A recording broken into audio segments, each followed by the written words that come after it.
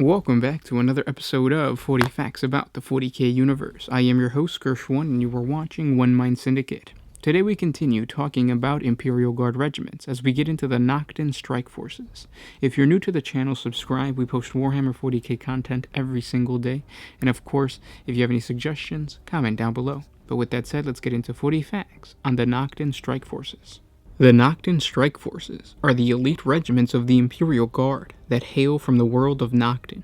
These silent warriors are adepts at stealth, cover, and concealment, night raids, and guerrilla tactics. During the Third War of Armageddon, in the 998th year of the 41st millennium, the Noctan Strike Forces used their incredible skills at infiltration and night raidings to hinder occupying Orc forces, primarily around the captured Archon Hive world.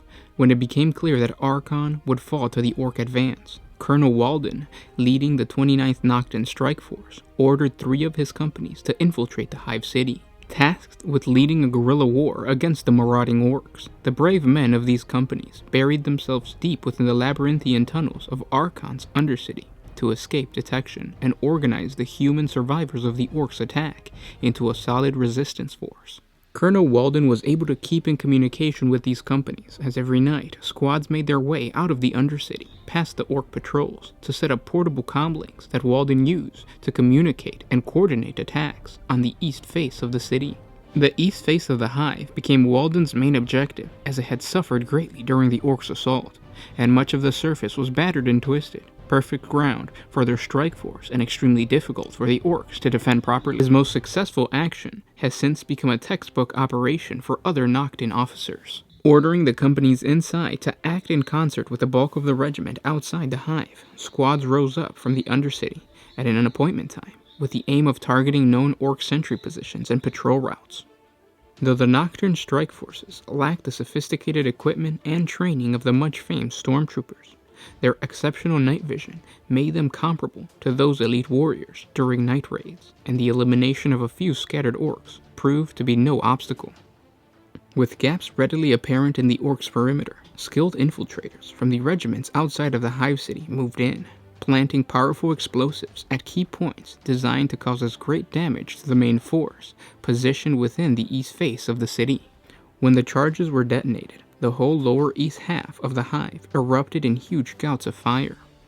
Though the damage to the actual structure of the Hive City was negligible, the terror and confusion of the Orcs inside was complete. The entire body of the 29th, 37th, and 84th Noctan Strike Force moved from hidden positions to begin a full-blown assault of the city. Each guardsman of the regiment was charged not to target the acquisition of territory, but the Orcs themselves. As the Noctans swept up the eastern face of the Hive, Orc warbands began to flee, unwilling to face these dark warriors that had suddenly appeared in the midst of a huge explosion.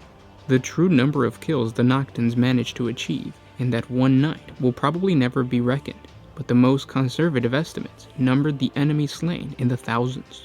As the Noctans moved ever higher through the Hive, the slaughter ceased as the Orcs turned on their attackers and resistance steadily increased. Knowing that a pitched battle would favor the Orcs and not his strike force, Colonel Walden ordered his force to pull back out of the city, leaving the Orcs to attempt to rebuild on their shattered mobs. Since this audacious attack, the Noctans continued to conduct numerous raids on a far smaller scale, usually in concert with companies they still have working inside the Undercity. Colonel Walden submitted many proposals for retaking of the Hive City to the Armageddon High Command, and it was clear that any such attempt would see the Noctan Strike Forces leading the initial assaults. And those were 40 facts on the Noctan Strike Forces. I hope you guys enjoyed this video. If you did, share it with your friends on Facebook, Twitter, or whatever social media you guys use. Usually, the Imperial Guard players know more about the regiments, so they usually tend to request more regiments. So do that down in the comment section below. Now, if you guys want to support us a little bit more, jump on over to Patreon. A simple $1 a month helps us create more videos for you guys. If you can't, we understand. Simply by liking, commenting, and sharing, you're telling YouTube that you like Warhammer 40K content and you want YouTube to suggest more. So don't forget to like, comment, and subscribe to the channel. Now, this regiment is very interesting because it comes from a planet where natural darkness really adds on to their infiltration. That's something that's not in the lore, or something that I didn't talk about in the lore, but their skin usually tends to be darker. Kind of like the Vulcan, the salamanders.